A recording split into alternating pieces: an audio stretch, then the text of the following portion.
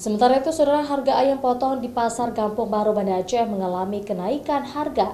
Selain permintaan tinggi, stok ikan berkurang di pasaran juga menjadi penyebab kenaikan harga.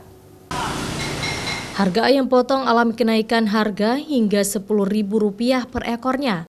Dari biasanya Rp50 hingga Rp60.000, sekarang berada di harga Rp70.000 per ekornya. Kenaikan harga ayam potong disebabkan permintaan tinggi pada Lebaran Idul Adha kemarin.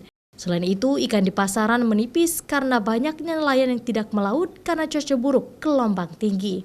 Sementara ini apalagi ini menjelang bulan megang.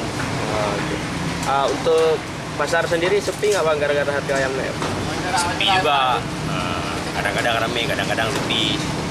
Nggak tentu karena keadaan ayam mahal kali sekarang. Kurang tahu juga mungkin karena stok barang yang menipis mungkin. Kenaikan harga diprediksi akan bertahan hingga sepekan ke depan.